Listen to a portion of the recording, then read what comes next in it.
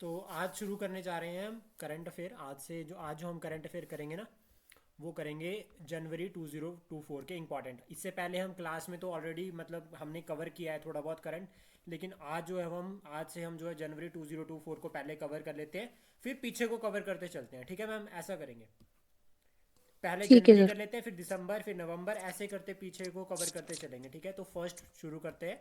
आज जितना होगा इंपॉर्टेंट इंपॉर्टेंट मैं आपको बताता रहूँगा, वो आप नोट करते रहना साथ में, क्योंकि आप लोगों को वन लाइनर करंट आता है, इसमें थोड़ा हाँ डिटेल जी। में भी है। तो हम पूरी मैगजीन कवर करेंगे और एमसीक्यूज आप फिर सॉल्व कर लेना बाद में। ठीक। ठीक है, तो शुरुआत करते हैं करंट अफेयर के साथ। जो सोर्सेज रहेंगे ना इसमें हमारे, वो न्यूज़पेपर, गवर्नमेंट साइट्स जो मोस्ट इंपॉर्टेंट, साथ में हम कवर कर रहे हैं यहाँ पर नेशनल इंटरनेशनल इवेंट, सारा का सारा जो है वो कवर करेंगे यहाँ पे। ठीक है, और ये मैगज़ीन का इंडेक्स है। अगर मैगज़ीन भी आपको चाहिए होगी पूरी तो आपको मैगज़ीन मिल जाएगी, आप उसमें से पढ़ते रहना। ठीक है, आराम से। वो कोई इशू नहीं है, पढ़ सकते हो बाद में भी, लेकिन हम यहाँ पर करेंगे टॉपिक वाइज चलते चलते सारा एक एक साथ कवर। तो स्क्रीन आपको पूरी अच्छी क्लियर विजिबल है। हाँ जी सर। तो पहला टॉपिक है European union. European union news में रहा है काफ़ी बार। ठीक है, इसका रीज़न ये है कि ये लोग क्या कर रहे हैं, मेज़र कर रहे हैं काफ़ी सारे इन्फ्लेशन के रिगार्डिंग, इन्फ्लेशन को कंट्रोल करने के लिए मेजर्स ले रहे हैं। ठीक है, और अभी देख रहे हैं यूरोपियन यूनियन में, यूके वगैरह में बहुत सारे क्राइसिस जो है वो चल रहे हैं। तो ये यूरोपियन यूनियन है, ये अभी इसमें मेंबर्स की अगर हम बात करें तो 27 है। 27 मेंबर्स है इसमें, और ये बने थी 1993 में। तो एक तो यूरोपियन यूनियन लिख लो, ये बना था 1993, और इसमें कितने मेंबर्स है, 27। इससे पहले इसमें मेंबर जो था वो आपका यूके भी इसका मेंबर था, लेकिन यूके जो है वो यहाँ से एग्जिट कर चुका है। अब इसका मेंबर यूके नहीं है। ये इंपॉर्टेंट है यूरोपियन यूनियन के बारे में। तो आपको क्या याद रखना है यूरोपियन यूनियन के बारे में, ये बना है आपका 1993 में, पहला पॉइंट। और दूसरा ये कि इसमें जो मेंबर है प्रेजेंटली वो कितने हैं, 27। करेंसी है यूरो। इनका मेन टास्क है यूरोपियन यूनियन का कि ये सब कंबाइन होकर मिलकर जो है वो यूरोप की इकोनॉमी को चलाते हैं। इनका टारगेट है इकोनॉमिक डेवलपमेंट में एक दूसरे को सपोर्ट करना, एक जो है वो ऑर्गेनाइजेशन बनाकर। देन उसके बाद है migration and mobility agreement between India and Italy. तो आप यही लिख लो, माइग्रेशन और मोबिलिटी एग्रीमेंट किसके बीच में हुआ है, इंडिया और इटली के बीच में। अब ये एग्रीमेंट क्या है, माइग्रेशन मतलब लोगों का, मोबिलिटी मतलब लोगों का घूमना, लोगों का एक कंट्री से दूसरे कंट्री में जाना। तो that is your migration and mobility, जिसका एग्रीमेंट साइन जिसमें एग्रीमेंट साइन किया है इंडिया और इटली ने। इनका मेन टारगेट ये है कि इटली और इंडिया का, दोनों का, ताकि जो लोग जो है वो इटली से इंडिया में आ रहे हैं, इंडिया से इटली में जा रहे हैं, उसमें जो है वो स्मूथ फंक्शनिंग हो उसकी। जिसमें जो आपको कोई जो ऐसे इलीगल मूवमेंट हो रही है या कुछ और भी हो रहा है, तो वो आप जो हो उस चीज़ को अवॉइड करो, और पीपल टू पीपल टाइज जो है वो हम ज़्यादा बिल्डअप कर सकें, लोगों के कनेक्शन जो है वो हम जो है वो बिल्ड कर सकें। ये मेन टारगेट है, याद रखना। ठीक है, ये काफ़ी इंपॉर्टेंट रहेगा, पीपल टू पीपल के ऊपर यहाँ पर जो है वो फोकस किया जा रहा है। इटली की अगर हम बात करें तो इटली बहुत इंपॉर्टेंट है। नॉर्थ में देखो, ये इटली इधर मैप में भी अगर हम इसको साथ में देखें, मैप मैप क्लियरली विजिबल हो रहा है। हाँ जी सर। तो पेपर में पूछा जा सकता है, तो सबसे पहले तो याद रखना इटली की कैपिटल होगी रोम। लिख लो इसको साथ में, इटली की कैपिटल रोम। जो मनी है वो है यूरो, मनी क्या है, यूरो। और कंट्री देखो, इधर वाली साइड में आपका मेडिटेरियन सी नीचे को, और ऊपर वाली साइड में आपका अराडिक, ADARTIC। ऊपर वाली साइड में यहाँ पर देखो आता है स्विट्जरलैंड, इधर वाली साइड पे आता है फ्रांस, यहाँ पर ऑस्ट्रिया, यहाँ पर सोल्वेनिया। तो ये बॉर्डरिंग कंट्रीज है। आपको इस तरह से क्वेश्चन आ सकता है कौन सी कहाँ बॉर्डर शेयर करती है, तो मैप तो साथ में ड्रॉ करना ही पड़ेगा, अगर कर सकते हैं तो बहुत अच्छा रहेगा। मैप से क्वेश्चन आते हैं। और उसके बाद बॉर्डरिंग कंट्रीज में ऑस्ट्रिया, फ्रांस, ठीक है, हॉली सी यानी कि जो वैक्टिकन सी हो गया, या आपका वैक्टिकन सी हो गया यहाँ पर, द सोल्वेनिया हो गया, सैन मारिनियो हो गया, और स्विट्जरलैंड। उसके बाद मैरीटाइम भी बॉर्डर शेयर करता है, अल्बेनिया, अल्गेरिया, क्रोएशिया, ठीक है, और आपका ग्रीस, लीबिया, माल्टा। लेकिन ये इतना, स्पेन, ये इतना इंपॉर्टेंट नहीं है। हमें याद रखना है सिर्फ ये कि ऊपर जर्मनी है, जर्मनी के नीचे स्विट्जरलैंड आता है, फिर उसके साइड में इधर को फ्रांस आ रहा है। ये याद रखना बहुत ज़रूरी है। जर्मनी और बीच में आ गया ऑस्ट्रिया, तो ये इस तरह से याद रखना बहुत ज़रूरी है। ऑस्ट्रियन वार ऑफ सक्सेशन है ना, हम हिस्ट्री में पढ़ते हैं। ऑस्ट्रियन वार ऑफ सक्सेशन आता है जब जब लड़ाई होती है, कर्नाटक का जब युद्ध होता है, तो वो ये वाला हाँ जी। रीजन है, फ्रांस और यूके के बीच में, कि ऑस्ट्रिया पे कौन जो है वो इस वाले रीजन पे रूल करेगा, तो वो यहाँ से लिंकअप होता है। इंपॉर्टेंट माउंटेन्स की अगर हम बात करें तो एल्प्स और एप्लेन्स, एपिन्स, ये दोनों दो इंपॉर्टेंट माउंटेन्स है। अब यहाँ से ना रिवर्स भी इंपॉर्टेंट हो जाती है, रिवर्स को लेकर भी पूछ लेता है कि कौन सी रिवर कहाँ पर है। तो वैसे तो हम इसको मैप सेक्शन के थ्रू कवर करेंगे अच्छे से। पो, अडिग, अर्नो और टिबर, ये रिवर्स है इंपॉर्टेंट इटली की। तो इटली के बारे में अभी रिसेंट में क्या न्यूज़ में चला है वो, कि migration and mobility agreement sign किया इंडिया और इटली ने। जो ये इनिशिएटिव है, इसमें जो है वो अप्रूवल दे दिया है कैबिनेट ने इसका। और क्वेश्चन इसी तरह से बन सकता है कि ये एग्रीमेंट किस किस के बीच में साइन हुआ है, तो इंडिया और इटली। और ये जनवरी 2024 के करंट है, तो ध्यान में रखना, ये बहुत इंपॉर्टेंट भी हो जाता है। इटली की बॉर्डरिंग कंट्रीज का पता चल गया, इधर वाली साइड पे फ्रांस, इधर हो गया स्विट्जरलैंड, ऊपर वाली साइड पे ऑस्ट्रिया, और इधर को थोड़ा सा सॉल्वेनिया। चार कंट्रीज हो गई, दो सीज है, मेडिटेरियन सी और अराबिक सी। और मनी यानी कि जो करेंसी है वो कौन सी है, यूरो, और कैपिटल आ गई रोम। और मैं कल ये पूछूंगा मैम कौन सी किसकी कैपिटल क्या है, ध्यान रखना, ठीक है। देन उसके बाद आता है UN statistical commission. UN statistical commission, इसका जो इम्पॉर्टेंट है वो ये कि India started its 4 year term as a member of United Nation statistical commission. तो क्वेश्चन बन गया यही कि रिसेंटली इंडिया जो है, आप इसको लिख लो कि जो यूनाइटेड स्टैटिस्टिकल कमीशन है, यूएन स्टैटिस्टिकल कमीशन, उसका जो चेयरमैन अभी बना है वो बना है इंडिया। और कितने साल के लिए बन गया है, 4 साल के लिए। ये ऑर्गेनाइजेशन बनी थी 1947 में। ऑर्गेनाइजेशन कब बनी थी ये, 1947 में। इसका हेडक्वार्टर जो है वो न्यूयॉर्क में है। कमीशन में 24 मेंबर्स कंट्रीज हैं, जिसमें से भारत भी जो है वो एक मेंबर है। 4 साल के लिए मेंबर जो है वो भारत सिलेक्ट हुआ है यूनाइटेड स्टैटिस्टिकल कमीशन में। ये क्वेश्चन आ सकता है पेपर में, काफ़ी इंपॉर्टेंट बन जाता है। और इससे पहले, ऐसा नहीं है कि इंडिया पहली बार बना है, इससे पहले भी इंडिया बन चुका है। वो बना था इंडिया में 2004 में।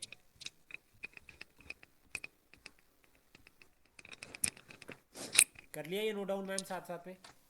हाँ जी सर। जल्दी जल्दी तो नहीं हो रहा है, बता रहा हूँ। नहीं सर, ठीक है। ठीक है। इसके बाद है world heritage committee. World heritage committee में क्या बोला गया है कि India set to take a reins of a chair, reins as a chair of UNESCO world heritage committee. पहली बार, देखो ये भी पहली बार कर रहा है, तो वर्ल्ड हेरिटेज कमेटी को भी कौन चेयर कर रहा है, अब इंडिया। तो इसको भी नोट डाउन कर लो कि कौन चेयर कर रहा है इसको, वर्ल्ड हेरिटेज कमेटी को, इंडिया।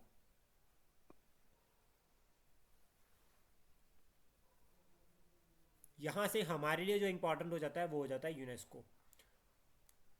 यूनेस्को को साथ में ही लिख लो, यूनेस्को को। तो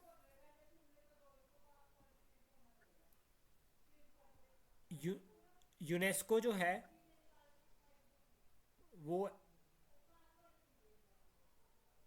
यूनेस्को जो बना है यहाँ पे, ठीक है, यूनेस्को याद रखना ये जो है वो यूनाइटेड नेशन की one of the specialized agency है। ये ना 6 स्पेशलाइज्ड एजेंसीज है यूनेस्को, यूनाइटेड नेशंस की।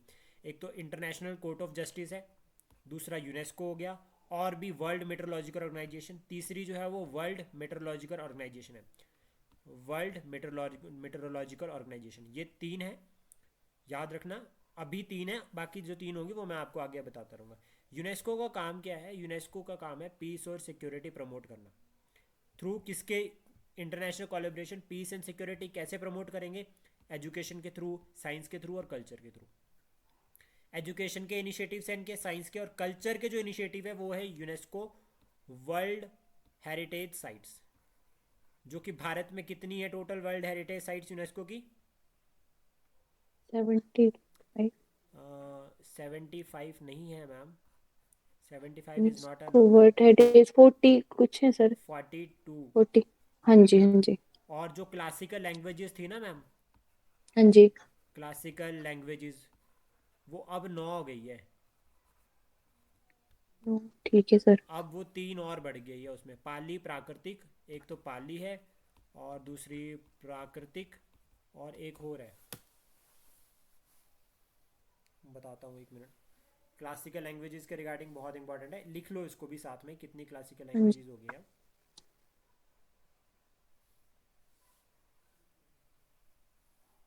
अभी ये तो 6 ही बता रहा है, 8th कन्नडा।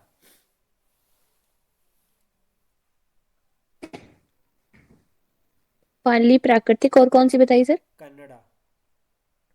कन्नडा। ठीक है। पर कन्नडा तो ऑलरेडी थी, 8 हुई है हाँ शायद जी। इसकी। 6 7 8। हाँ जी। एक मिनट, इसमें ना और पाली प्राकृतिक नहीं है मैम इसमें ना, इसको मेरे को कंफर्म करना पड़ेगा क्लासिकल लैंग्वेजेस का। इसमें ना मराठी मराठी भी ऐड कर रहे हैं, तो अभी मैं इसको पूरा कंफर्म करके आपको क्लियर करके बताऊंगा, ठीक है। अभी ये याद रखना 8 या 9 रखी है ये, क्योंकि मैंने चलते ठीक है। चलते पढ़ा था। हाँ जी। तो इसको कंफर्म कर लूँगा मैं, फिर आपको बता दूंगा पूरा उसके बाद, ठीक है। पर अभी याद रखना, वर्ल्ड हेरिटेज कमेटी का इसका मेंबर बन गया इंडिया। इससे पहले इंडिया चेयर कर रहा है किसको, आपका यूएन स्टैटिस्ट चेयर नहीं कर रहा है, मेंबर बन गया यूएन स्टैटिस्टिकल कमीशन का। लेकिन वर्ल्ड हेरिटेज कमेटी का इंडिया क्या कर रहा है, चेयरमैन बन गया है। और ये यूनेस्को से रिलेट कर रही है। यूनेस्को जो है वो किसकी बॉडी है, यूनाइटेड नेशंस की one of the principal organ है। और यूनेस्को के 193 मेंबर्स हैं, जिसमें 11 जो है वो एसोसिएट मेंबर्स है। ये इतना पूछता नहीं है, यूनेस्को से रिलेटेड इतना नहीं पूछेगा। अगर वो पूछ सकता है तो ये पूछ सकता है कि कौन सी जो है वो ऑर्गेनाइजेशन है या नहीं है। देन उसके बाद है global alliance for global good, gender equality and equality, equity and equality. तो इंडिया ने सक्सेसफुली इसको एस्टेब्लिश किया है, a global alliance for global good, gender equity and gender equality, to promote women empowerment and gender equality. अब यहाँ पे बात हो रही है जेंडर इक्वालिटी की, लेकिन यहाँ पर अब ये जो इंपॉर्टेंट अलायंस है, ठीक है, ये इंडिया ने बनाई है। तो क्वेश्चन बन सकता है कि new alliance for global food, gender equity and equality, global good, इसको लिखो ग्लोबल गुड, हाँ जी। ऐसा ऐसा करो, alliance for global good, gender equity and equality, established by India. कब कहाँ कैसे बनाई है, ऑन द साइड लाइन, इसको लिखो यहां से इसके बाद,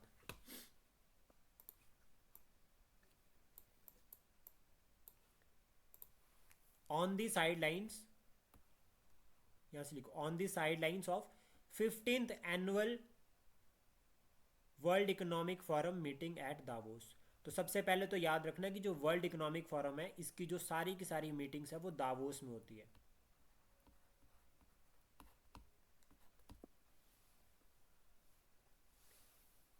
इसकी सारी मीटिंग्स जो है वो दावोस में होती है। और मैम अभी अगर 29 तारीख को पेपर है, तो इस मंथ में हमें पिछला सारा करंट कवर करना है, हाँ जी सर। ठीक है। तो उसी स्पीड से अब चलेंगे, अब मैं आपकी करंट की क्लासेस बढ़ाने वाला हूँ। तो ये याद रखना, जो ये इनिशिएटिव है, इसमें जो अब सस्टेनेबल डेवलपमेंट गोल है ना, एसडीजी, कितने गोल है sustainable development goal? Sir ma'am ने बताए थे 17। मैम ने नहीं, आप भी बताओगे 17। हाँ उस दिन बता रहे थे। और ये 2023 तक हमें अचीव करने हैं। तो इसमें ये ठीक। जो global alliance for global good, gender equity और इक्वालिटी, इसमें जो हम बात कर रहे हैं, इसमें हम जो गोल्स को फॉलो कर रहे हैं वो कर रहे हैं एसडीजी थर्ड, यानी कि global good health and wellbeing, SDG four quality education, और उसके बाद gender equity and women empowerment. इसमें कुछ नहीं है, आपका जो छूट जाएगा ना, उसमें मैं आपको ये पीडीएफ भी शेयर कर दूंगा, हिंदी में भी और इंग्लिश में भी। आप उसको वैसे भी नोट डाउन कर लेना, और मैं आपको इसके सिनॉप्सिस भी बना कर दे दूंगा, तो वो भी आपको हेल्प हो जाएगी। प्लस साथ में इसलिए लिखवा रहा हूँ ताकि थोड़ा बहुत जो है वो याद करने में आसानी हो, ठीक है। ठीक है। अभी हमने पहले पढ़ा ग्लोबल मोबिलिटी वाला, और वो उसको उसमें इंडिया किसके साथ अलायंस साइन कर रहा है, इटली के साथ। इटली के साथ। और यूनाइटेड हाँ जी। नेशंस स्टैटिस्टिकल कमीशन का इंडिया मेंबर बना है कितने साल के लिए? 4 साल के लिए। 4 साल के लिए। और वर्ल्ड हेरिटेज कमेटी का इंडिया चेयरमैन बना है। ठीक है, ये याद रखना। हाँ जी। यूनेस्को क्या है? मेंबर है, ऑर्गेनाइजेशन है यूनाइटेड नेशंस की। यूनेस्को वर्ल्ड हेरिटेज साइट्स कितनी है हमारे पास? 42। 42। अब उसके बाद है 19th समिट ऑफ द नाम नॉन अलाइंड मूवमेंट। इसका 19वां समिट हुआ है। तो इसका जो समिट हुआ वो कहाँ पर हुआ? युगांडा में। युगांडा ने जो है अजरबैजान से जो है वो, अजरबैजान से याद रखना, अभी Uganda take over as chair from the Azerbaijan to run till 2027। 2027 तक जो है अब युगांडा के पास चेयर होगी इसकी। तो याद रखना 19th, अब यहां से कौन लीड कर रहा है? युगांडा।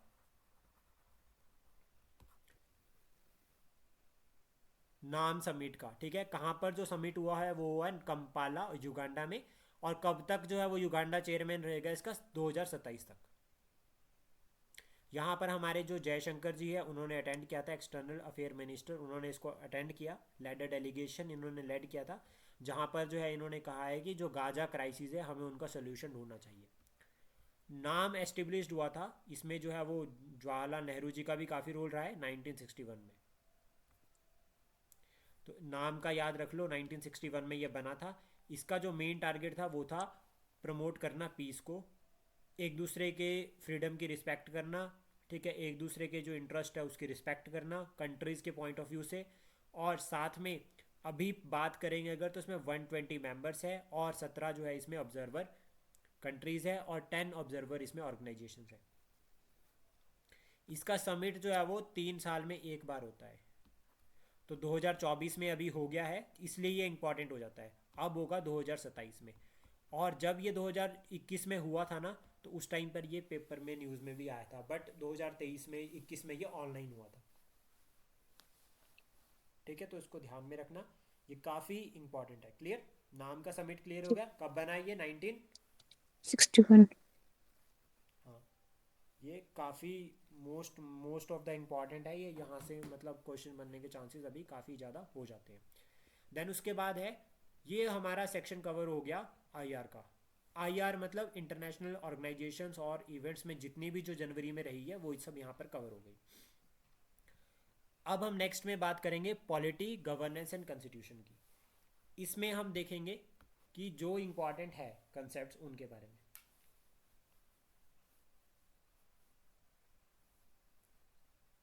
ठीक है ना मैम? इजी लग रहा है ना याद करना? मुश्किल तो नहीं लग रहा? नहीं सर, ठीक है। अब है हिट एंड रन लॉ। ये देखा ही होगा, इसके रिगार्डिंग जो है वो काफ़ी हड़ताल वगैरह भी चली थी, है ना? हाँ जी।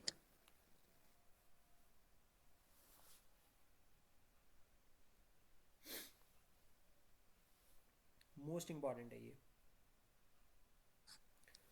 इसमें आपके लिए ज़्यादा ऐसे काम नहीं है। जो भारतीय न्याय संहिता है ना, अभी वो 3 कानून थे ना जो अभी न्यूज़ में आए थे, वो जिन्होंने जो है वो आईपीसी को रिप्लेस कर दिया था, आईपीसी, सीआरपीसी और इंडियन एविडेंस एक्ट आए हैं ना, जो 3 कानून अभी इनको रिप्लेस हाँ किया है जी। जिन्होंने, वो ना 1 जुलाई से पास हो जाएंगे, 1 जुलाई से लागू हो जाएंगे। ये मैंने आज ही होम मिनिस्ट्री ने डिक्लेयर कर दिया कि ये कानून जो है वो 1 जुलाई से लागू कर दिए जाएंगे। इसमें ये था जो हिट एंड रन था, वैसे ये आपको नहीं आएगा पेपर में क्योंकि ये बहुत हाई लेवल पर है। इसमें कहा गया है कि अगर कोई मारकर भाग जाता है तो उसको इतनी सज़ा हो सकती है, उसको 7 साल, 1 साल, आपको 10 साल की सज़ा हो सकती है, प्लस 7 लाख फाइन भी हो सकता है। तो उसके रिगार्डिंग ये कानून है बस। नेक्स्ट है supreme court legal services committee. Ma'am ना सुप्रीम कोर्ट बहुत न्यूज़ में चला हुआ। एक तो इलेक्टोरल बॉन्ड स्कीम, इसकी वीडियो देख ली थी आपने जो हमने बनाई है? सर नहीं देखी है मैंने। ये जो मैम ने बना रखी है उसको देखो, आज ही यूट्यूब पर जाकर देखो, बहुत अच्छे से समझा रखा है, पूरा कंसेप्ट क्लियर हो जाएगा। ठीक है, एक तो इलेक्टोरल बॉन्ड स्कीम को सुप्रीम कोर्ट ने मना कर दिया कि ये इलीगल है। इसमें जो वायलेशन हो रही है ना, वो एक तो आर्टिकल 14 की होती है और एक होती है आर्टिकल 19 की। तो आर्टिकल 14 क्या है और आर्टिकल 19 क्या है, जल्दी जल्दी बताओ। सर राइट टू इक्वलिटी है 14 से 18 तक। हाँ जी। समानता का अधिकार। आर्टिकल जो है आपका, आर्टिकल 14 क्या है श्रुति मैम?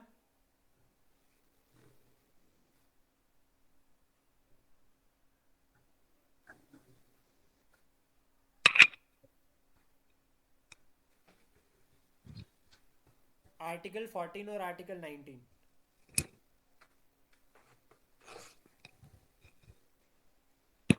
मेरी आवाज आ रही है श्रुति?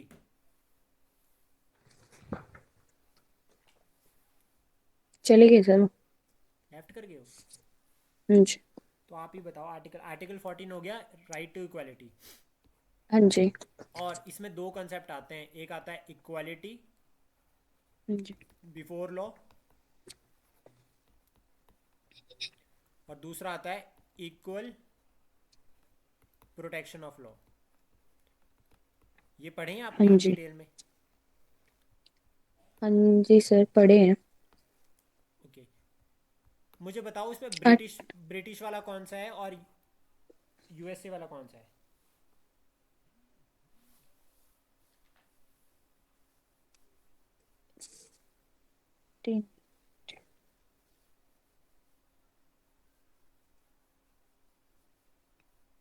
सर अभी तो नहीं याद आ रहा है कुछ भी। ऐसा नहीं चले। देखो, equality before law British concept है, हाँ जी। ठीक है, याद रखना ब्रिटिश। और इक्वल प्रोटेक्शन ऑफ लॉ ये यूएसए का है। इक्वल ठीक है। Protection of law that means your supreme court, हाँ जी। और equality before law that means your parliament. ठीक। ये बस ऐसे करके याद रखना, ठीक है। और ये कंसेप्ट बहुत इंपॉर्टेंट, तो ये आता है आपका आर्टिकल 14 में। तो इलेक्टोरल बॉन्ड स्कीम के रिगार्डिंग जो सुप्रीम कोर्ट ने वर्डिक्ट दिया उसमें कहा कि ये वायलेट कर रहा है राइट टू इक्वालिटी को, इक्वालिटी का जो कंसेप्ट है उसको वायलेट कर रहा है, और equality is a part of basic structure, जो कहा हाँ है जी। 1973 में केशवानंदा भारती केस में। इसके बाद जो आर्टिकल 19 है वो है, आर्टिकल 19 का है राइट टू फ्रीडम, तो वो उसको हाँ भी जी। वायलेट करता है। तो सुप्रीम कोर्ट इस इन इन इन दो वजहों से, कारणों से जो है वो न्यूज़ में रह रहा है, ये याद रखना। और ये आर्टिकल जो मैं साथ साथ में बता रहा हूँ इनको साथ साथ में पढ़ते रहो, क्योंकि क्वेश्चन ना ऐसे ही आते हैं करंट बेस्ड। करंट बेस्ड अगर क्वेश्चन आ रहा है तो उसको अगर साथ साथ पढ़ ले रहे हो तो आपको बहुत ज़्यादा ही फायदा होगा।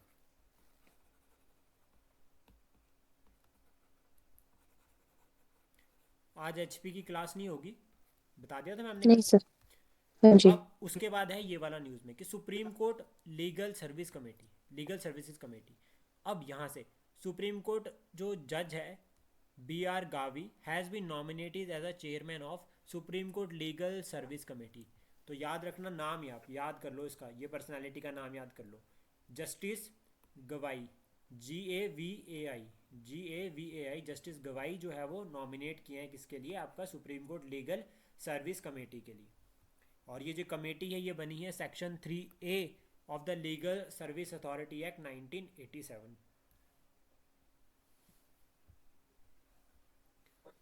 यहाँ पर जो इंपॉर्टेंट हो जा अभी, ये तो यहाँ पर लीगल हो गया, ठीक है। अभी जो नेशनल लीगल सर्विस अथॉरिटी है, ये लीगल अथॉरिटी एक्ट 1987 के अंडर बनी है। इसका मेन टारगेट क्या है, to provide free legal services to weaker section of the society and to organize Lok Adalat for amicable settlement of disputes. जो ये नेशनल लीगल सर्विस अथॉरिटी है ये बनी है 1987 में, याद रखना, नेशनल लीगल सर्विस अथॉरिटी बनी है 1987 में। इसका जो टारगेट है वो है फ्री लीगल सर्विसेज प्रोवाइड करना वीकर सेक्शन को, ताकि जिसमें जो है वो क्या कर रहे हैं, फीस फ्री लीगल सर्विसेज किसके थ्रू प्रोवाइड कर रहे हैं, लोक अदालत के थ्रू। लोक अदालत बना रहे हैं जिसमें जो है वो सेटलमेंट करी जाएगी एमिकेबल मैनर में, डिस्पोजल ऑफ केसेस होगा जिसमें जो है वो, ताकि सुप्रीम कोर्ट का जो बर्डन है वो कम किया जाए। सुप्रीम कोर्ट में बहुत सारे पेंडिंग केसेस है, अराउंड 60,000 केसेस जो है वो पेंडिंग चल रहे हैं। तो उनका जो मेन टारगेट है इन केसेस को सॉल्व करने का, उसके लिए जो है वो नेशनल लीगल सर्विस अथॉरिटी बनाई थी 1987 में, जिसका जो मेन काम है वो केसेस को डिस्पोज करना है ताकि जो बर्डन है वो कम हो। जैसे सेटलमेंट करके हो जाता है ना, भी यार केस सॉल्व कर देते हैं एमिकेबली, तो वो उसमें ये टारगेट है। देन उसके बाद आता है फिजिकल फेडरलिज्म। फिजिकल फेडरलिज्म के रिगार्डिंग मैम जो सबसे इंपॉर्टेंट आर्टिकल हो जाता है वो होता है 280।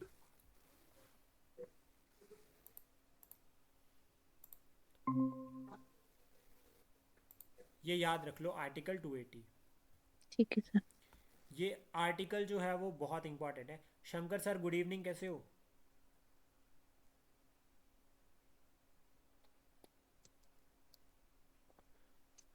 करंट अफेयर की क्लास कर रहे हैं हम अभी, ठीक है। और आंसर्स मैं आपके इवेलुएट करके आपको बता दूंगा, ठीक है। थोड़ा सा लेट हो गए थे आज उसके रिगार्डिंग, पर शनिवार को जो सैटरडे संडे हम करंट अफेयर की क्लास करते हैं, तो अगर आपको अच्छा लगता है तो आप कंटिन्यू जुड़ जाना, ठीक है। Good evening sir. Current affair की क्लास कर रहे हैं तो ठंड में मत यस जाना सर। बाहर, ठीक है। यस। Physical federalism. अब देखो, फिजिकल और फेडरलिज्म दो कंसेप्ट आते हैं, और तीसरा कंसेप्ट आता है मॉनेटरी। जब तो मार्केट में लिक्विडिटी को मेजर कर रहा है आरबीआई, ये मैंने आपको बताया भी था, तो तब तो उसको बोलते हैं मॉनेटरी मेजर। लेकिन जब करती है सरकार तो उसको बोलते हैं फिस्कल पॉलिसी, यानी कि फिस्कल मेजर। तो वो हो गया फिस्कल पॉलिसी, ये कंसेप्ट हो गया हमारा, थोड़ा सा याद रखना। अब फेडरलिज्म का मतलब हो गया सेंटर स्टेट। फेडरलिज्म का मतलब हो गया जब सरकारें जो है वो बंट रखी है, देन दैट मीन्स सेंटर सरकार, स्टेट गवर्नमेंट, इस तरह से यहाँ पर ये चला है। अभी क्या हुआ है कि फिजिकल फेडरलिज्म न्यूज़ में क्यों है, क्योंकि यहाँ पर रिसेंट जो है वो डिसएग्रीमेंट किया है between the central government and the Tamil Nadu government over the related to the flood relief. जैसा अभी हिमाचल सरकार भी ये कहती है कि हमें जो है वो उतनी फंडिंग नहीं हुई है, जितना जो हमारा नुकसान हुआ उतनी फंडिंग नहीं करी। तो वहीं तमिलनाडु गवर्नमेंट ने भी ये कहा कि जितना फ्लड में हमारा जो नुकसान हुआ है और जितना सेंटर सरकार को पैसा देना चाहिए था उतना नहीं दिया गया है, और ज़्यादा पैसा जो है वो यूपी सरकार को दे रखा है, हमें कम दिया है। इसकी वजह से जो है वो आपका ये न्यूज़ में आता है। तो फिजिकल मतलब पैसे से रिलेटेड। तो physical federalism deal with the division of financial power as well as function between the multiple level of the government. मतलब जब आप पैसे का बंटवारा कर रहे हो between different level of the government, तो that is your physical federalism. और इसका इसमें जो रोल प्ले करता है वो करता है article 280, that is your finance commission. अभी रिसेंटली फाइनेंस कमीशन अपॉइंट किया गया है, किसको अपॉइंट किया गया, नाम बताओ मुझे जल्दी उसका, रिसेंटली न्यूज में आया।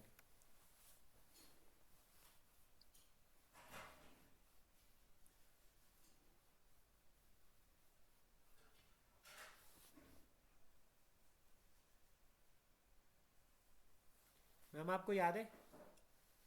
सर बताया तो था अरविंद रंजीत पनगरिया। जी। हाँ जी, पनगरियो। याद रखना ये नाम, काफ़ी हाँ इंपॉर्टेंट जी नाम ठीक है होने सर। वाला है, ठीक है। अरविंद पनगरिया, ठीक है। ये अपॉइंट हुए हैं अभी, और इनको अपॉइंट किया है प्रेसिडेंट ऑफ इंडिया ने। तो ठीक है। दैट मीन्स जो आपका फाइनेंस कमीशन है उसको कौन बनाता है? President of India. और जो प्रेसिडेंट। सबसे पहला बना था वो बना था 1951 में। 51 में, हाँ जी। जो फर्स्ट फाइनेंस कमीशन बने हैं वो बने हैं 1951 में। ये इंपॉर्टेंट है, याद रखना। और उसके बाद अभी मुझे बताओ कि जो अभी वाला जो आपका फाइनेंस कमीशन बना है उसकी जो टर्म है वो 2026 तक होगी, पहला पॉइंट। दूसरा पॉइंट ये कि ये कौन से नंबर वाला फाइनेंस कमीशन बना है, 15वां बना है, 16वां बना है, या 17वां बना है? 16th है सर। 16th। पक्का? हाँ जी। 16th फाइनेंस कमीशन है ये। अभी 5 साल के लिए बनता है।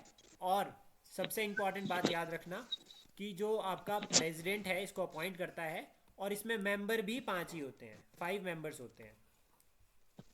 और ये रिपोर्ट भी प्रेसिडेंट को देता है।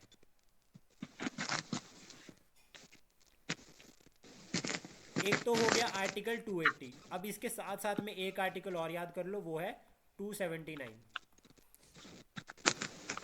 जिसमें मेंशन किया है जीएसटी काउंसिल को।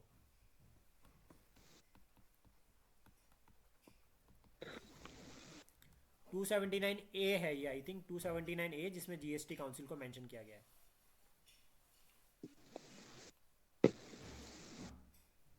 मैम नोट डाउन कर लिया ये हाँ आर्टिकल्स? जी सर।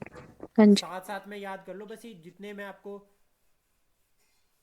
बताता जाऊंगा ना। 279 1 सब क्लॉज 1 है ये, याद रखना। 279 सब क्लॉज 1, 280 में फाइनेंस कमीशन हो गया, और इसके साथ में ये मैम अगली बार जब पूछूंगा तो ये याद होने चाहिए, ध्यान रखना। ओके। फाइनेंस कमीशन में 5 ही मेंबर होते हैं। 15th फाइनेंस कमीशन की टर्म एंड, आपको टर्म एंड कंडीशन पर नहीं जाना है क्योंकि आपके ये काम की नहीं, आपसे नहीं पूछेगा। लेकिन एक बात याद में रखना, जो फाइनेंस कमीशन है, वो रिपोर्ट ना प्रेसिडेंट को करेगा, वो रिपोर्ट प्रेसिडेंट को देगा, फिर प्रेसिडेंट उस रिपोर्ट को जो है वो पार्लियामेंट में रखेगा। यहां से एक बात हमेशा याद रखना कि जितने भी पर्सन्स को प्रेसिडेंट अपॉइंट कर रहा है ना, एक्सक्लूडिंग पीएम, जो आपकी कॉन्स्टिट्यूशनल बॉडीज है,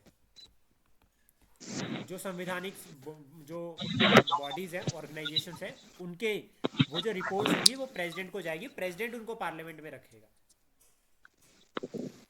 देन उसके बाद आता है नेक्स्ट आपका इंटरिम बजट और vote on account. Interim budget बहुत इंपॉर्टेंट होता है। देखो, इंटरिम बजट का मतलब हो गया कि पूरा बजट नहीं है। मतलब कि जैसा 5 साल की सरकार होती है, पांचवें साल में, जिस साल में इलेक्शन होने होते हैं, उस साल में जो है वो पूरा बजट अनाउंस नहीं होता। उस साल में वो सरकार क्या करती है कि जितने टाइम तक वो सरकार में है उतने टाइम तक का ही बजट अनाउंस करती है। उसके बाद जो है वो शॉर्ट ड्यूरेशन के लिए हम इसको कह सकते हैं। फिर नई सरकार आती है तो वो फुल टाइम अपना बजट लेकर आती है, तो वो फुल टाइम बजट हो गया।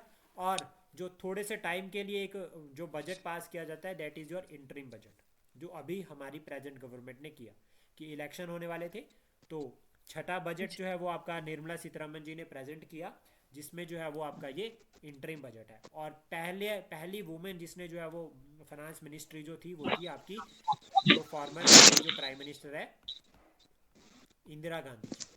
वो first finance ministry of India थी। लेकिन जो फुल टाइम मेंबरशिप आई है वो आई है निर्मला सीतारमन जी के पास में, ये याद रखना। वोट ऑन अकाउंट का मतलब हो गया, वोट ऑन अकाउंट, वोट मतलब अकाउंट। अब देखो, पैसा निकालने के लिए,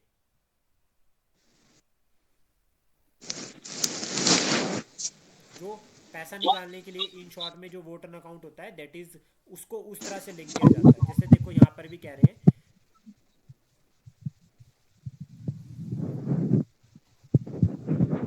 जिसमें इंटरिम बजट, जिसमें हम क्या कर रहे हैं कि हम लोग जो क्या कर रहे हैं, शॉर्ट ड्यूरेशन में जितना भी खर्चा होगा, लेना देना है, वो सब इसमें कवर होता है। और इंटरिम बजट को कोई सीरियस नहीं लेता। क्यों? क्योंकि अगली सरकार बनेगी, जो भी सरकार नहीं बनेगी, वो अपना जो है वो अपना बजट रखेगी, अपनी वो पूरी प्लानिंग करेगी। इसलिए देखते हैं कि इंटरिम बजट बहुत अच्छा होता है।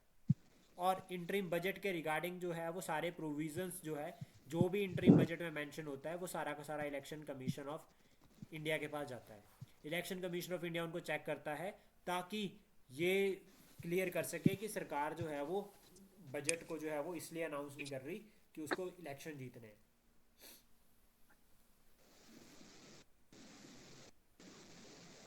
ध्यान में रखना ये, ठीक है। और वोट ऑन अकाउंट क्या होता है? वोट ऑन अकाउंट होता है is a parliamentary approval.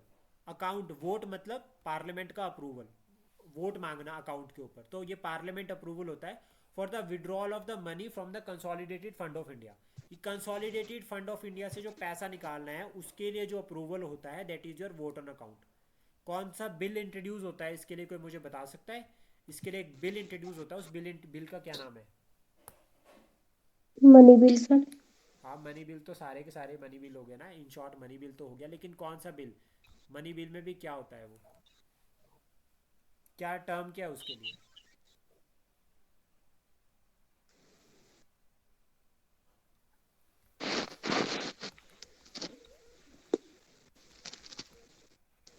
Appropriation, जिससे जो है हम कंसोलिडेटेड फंड ऑफ इंडिया से पैसा निकालते हैं। और जो कंसोलिडेटेड फंड ऑफ इंडिया है, ये आर्टिकल 266 में मैंशनड है।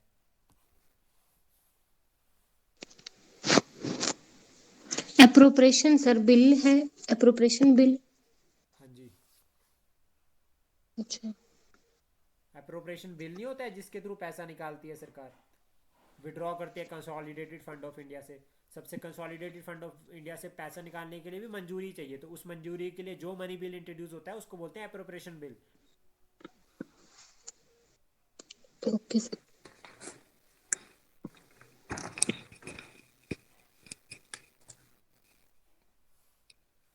ठीक है।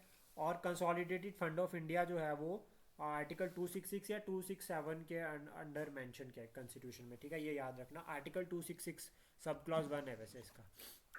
दो और भी फंड है, कंटिजेंसी फंड भी है एक, लेकिन consolidated fund of India main है, जिससे जो है वो सारा लेन देन होता है, सरकार का सारा लेखा जोखा इस अकाउंट के अंदर होता है। इसी से इससे पैसा निकालने के लिए सरकार को जो है वो बिल इंट्रोड्यूस करना पड़ता है पार्लियामेंट में। और पहले जो बजट इंट्रोड्यूस होता है, देन उसके बाद बजट पर डिस्कशन वगैरह सब कुछ होती है, आफ्टर 1 मंथ जो है वो यहाँ से पैसा निकाला जाता है। देन उसके बाद है डिफॉल्ट बेल। ये इतना काम का नहीं है। डिफ़ॉल्ट बेल वैसे पढ़ भी सकते हैं इसको अगर पढ़ना चाहे तो, लेकिन मेंस के लिए ज़्यादा इंपॉर्टेंट है एज कम्पेयर टू प्रीलिम्स। इसका मतलब है कि सुप्रीम कोर्ट ने रिसेंटली कहा है कि default bail can not be claimed on the ground that the investigation is pending against the other accused. मतलब डिफ़ॉल्ट बेल का मतलब क्या हो गया कि सुप्रीम कोर्ट ने कहा है कि डिफ़ॉल्ट बेल को जो है वो हम क्लेम नहीं कर सकते on the ground of the investigation, कि अभी इन्वेस्टिगेशन पेंडिंग है इसलिए आपको बेल दे दे। ऐसा नहीं चलेगा। और इसके रिगार्डिंग जो डिफ़ॉल्ट बिल की अगर हम बात करें क्या होती है, तो it is a statutory bail. ठीक है, सेचुरेटरी बेल जिसमें क्या है कि पर्सन के पास जो है वो राइट है to acquire, to require to an, मतलब अक्वायर्स टू राइट, मतलब कि वो क्या कर सकता है, डिटेन पर्सन जो है वो बेल कस्टडी टाइप में जो है वो क्या कर सकता है, जो है वो बेल के लिए जो है वो ले सकता है, बेल के लिए अप्लाई कर सकता है, जब जो है वो आपका इन्वेस्टिगेशन चल रही हो, unable to complete the investigation.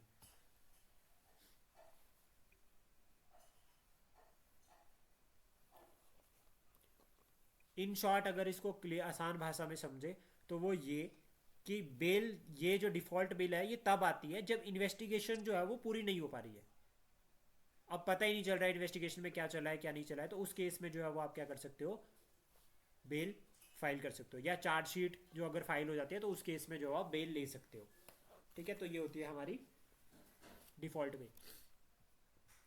Then उसके बाद है diamond jubilee of the supreme court. तो सुप्रीम कोर्ट तो ना बहुत इंपॉर्टेंट हो गया। मैं आपसे दो कॉन्सेप्ट पूछूंगा यहाँ पे, एक पूछूंगा इंडिपेंडेंट जुडिशरी,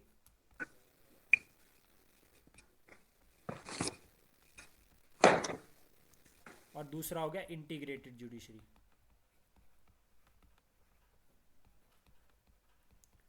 मुझे बताओ कौन सा यूनिटरी फीचर है और कौन सा जो है वो फेडरल फेडरल फीचर है। शिवाती मैम पढ़े हैं यूनिटरी हम्म। और फेडरल फीचर?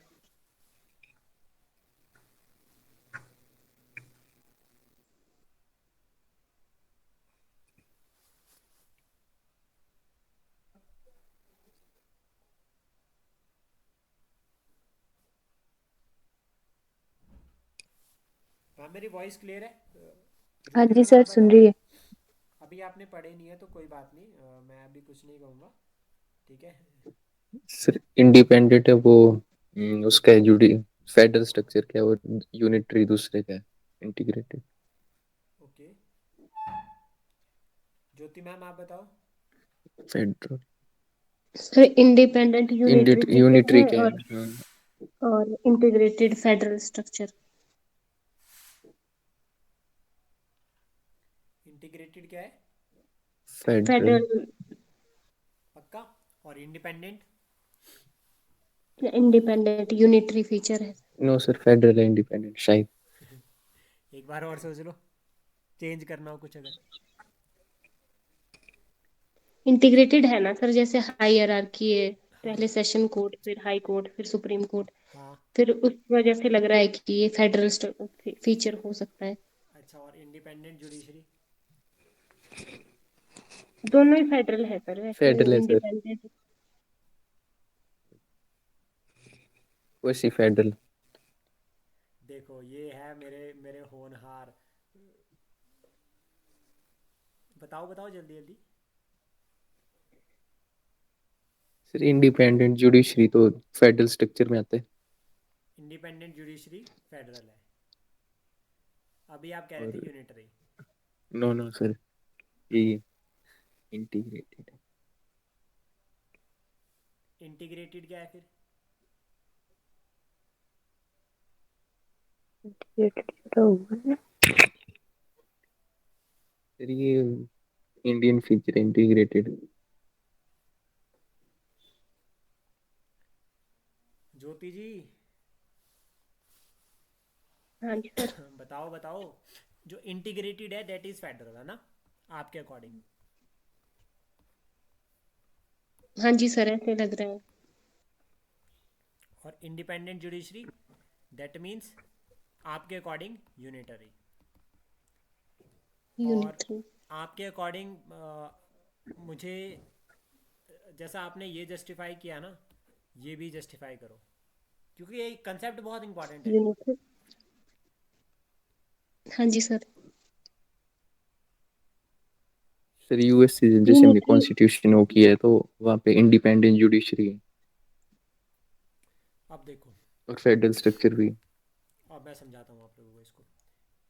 इंटीग्रेटेड और इंडिपेंडेंट, जब हम इंडिपेंडेंट बोल रहे हैं ना, तब हम इसको कंपेयर कर रहे हैं किसके साथ? सेंटर के साथ,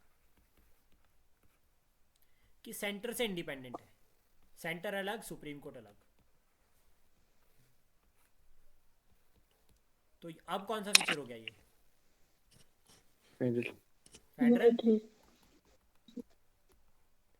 और इसका आर्टिकल कौन सा है? फेडरल। जल्दी फेडरल। बताओ, इसका आर्टिकल कौन सा है? मैंने बहुत बार वो आर्टिकल बताया आप लोगों को क्लास में।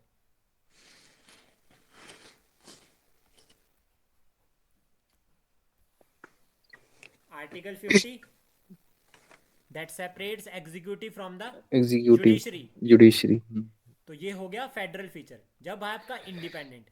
लेकिन जब बात कर रहे हैं हम इंटीग्रेटेड, तो इंटीग्रेटेड क्या है? ये सुप्रीम कोर्ट है, अगर बहुत बड़ा जुडिशरी है, इसी के अंदर फिर हाई कोर्ट आ जाता है, देन लोअर कोर्ट, देन फिर उसके बाद डिस्ट्रिक्ट कोर्ट।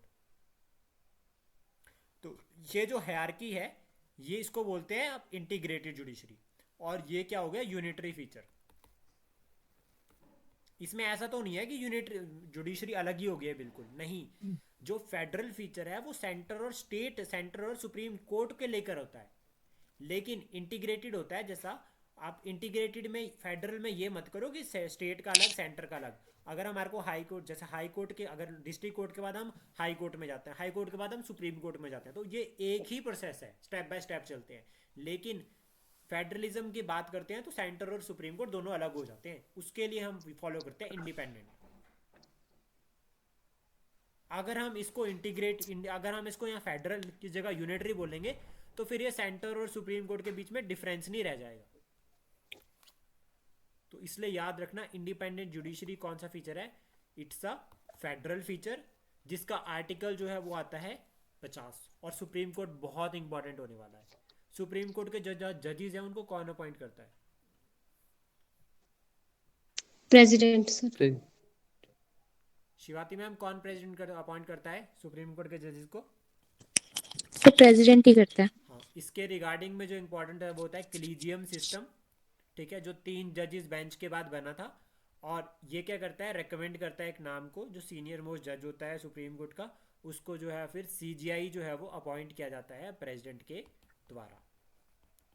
प्रेसिडेंट उसको अपॉइंट करता है। अब मुझे बताओ कि सीजीआई ने अगर रिजाइन करना होता है तो वो किसको रिजाइन करेगा? प्रेसिडेंट को। ठीक है। और प्रेसिडेंट ने अगर रिजाइन करना हो तो वो किसको रिजाइन करेगा? वाइस प्रेसिडेंट को। और वाइस प्रेसिडेंट ने अगर रिजाइन करना हो किसी को? वो प्रेसिडेंट को। अगर प्रेसिडेंट और वाइस प्रेसिडेंट दोनों ही नहीं है, तो फिर कौन एक्टिंग प्रेसिडेंट बनता है? सुप्रीम कोर्ट का सर। सुप्रीम कोर्ट का जज, सीजीआई। हाँ सीजीआई। जी। ठीक है। और एम हिदायतुल्ला पहले ऐसे सुप्रीम कोर्ट के जज रहे हैं, पहले और आखिरी, जो वाइस प्रेसिडेंट भी बने हैं और जो प्रेसिडेंट ऑफ इंडिया भी उनके पास चार्ज आया है। ठीक है। जो हमारा अभी का प्रेजेंट टाइम वाला सुप्रीम कोर्ट है, वो पहले जो था वो फेडरल कोर्ट था, जो 1935 में जो है वो फेडरल कोर्ट के अंडर, जो 1935 का जो गवर्नमेंट ऑफ इंडिया 1935 है उसके अंडर बना है। इसके बाद आपका जो सुप्रीम कोर्ट है, जो एग्जिस्टिंग सुप्रीम कोर्ट है, वो 26 जनवरी 1950 में जो है वो जब हमारा कॉन्स्टिट्यूशन फोर्स में आया था, तब वहां पर कहा गया है कि अब संविधान भी है, जिसमें आर्टिकल 124 बहुत इंपॉर्टेंट हो जाता है। आर्टिकल 124 में ही जो अपॉइंटमेंट भी होती है, और ये कहता है कि there shall be a Supreme Court of India.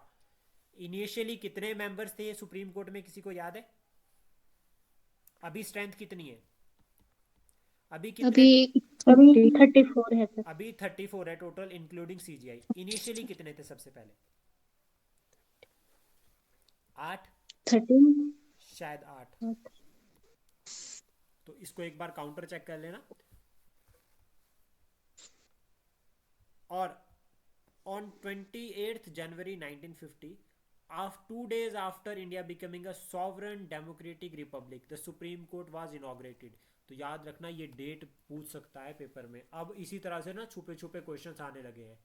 तो ये है आपका कब का, 28 जनवरी 1950 में जो है वो सुप्रीम कोर्ट जो है वो बना, इनॉग्रेट किया गया है आपका, 2 days after sovereign democratic and Republic. ये बहुत इंपॉर्टेंट है। और अभी हमने जो है इसकी डायमंड जुबली सेलिब्रेट कर रहे हैं, तो ये काफ़ी इंपॉर्टेंट रहेगा सुप्रीम कोर्ट तो। और अभी ये फिर से भी न्यूज़ में आ गया, आपको पता, एक और बार से भी न्यूज़ में आ गया। रीजनल बेंचेस की बात कर रहे हैं सुप्रीम कोर्ट के, कि सुप्रीम कोर्ट के रीजनल बेंचेस होने चाहिए। तो सुप्रीम कोर्ट से रिलेटेड जो आर्टिकल्स है, एक तो आर्टिकल 124 हो गया, एक आर्टिकल हो गया 141, 142 और 142 और 143। 142 का मतलब है कि उसको 142 का मतलब होगा कंप्लीट जस्टिस। सुप्रीम कोर्ट को ये आर्टिकल फॉलो करके कंप्लीट जस्टिस करनी पड़ेगी। 143 में जो है वो है आपका प्रेसिडेंट को एडवाइस करता है, एडवाइसरी पावर होगी। तो ये याद रखना पड़ेगा सुप्रीम कोर्ट के रिगार्डिंग। जब पॉलिटी पढ़ेंगे तो मैं आपको पूरी करवाऊंगा ये उसमें। देन उसके बाद जो और आर्टिकल याद रखना है वो है आर्टिकल 32। कितनी रीड्स है टोटल शिवाती मैम हमारे संविधान में? सर 5। 5। कौन कौन सी याद है? मदद करो, आपकी मदद ज्योति मैम करेंगे। सर हेबियस कॉर्पस ठीक है, और क्यू वारंटो, ठीक है, मैंडमस, ठीक है, फॉरबिड टू फॉरबिड। और 5 होगी। 4 हुई सर। एक कौन सी बची? सिशोरी, वो सर। सुब्रिंटो, सिशोरी, सिशोरी। हाँ जी। मैंडमस। हो गई, 5 हो गई। सर श्योर है। सिशोरी, ठीक है। तो ये याद रखना। और आर्टिकल 32 में है, जिसको heart and soul of the constitution किसने कहा है? बी आर अम्बेडकर बी जी। आर अम्बेडकर ने। अम्बेडकर। तो ये 2 हो गए हमारे इम्पॉर्टेंट, ठीक है। और शिवाती मैम इनके नोट्स बनाकर सारे के सारे जो है वो आपने याद कर लेने, ठीक है।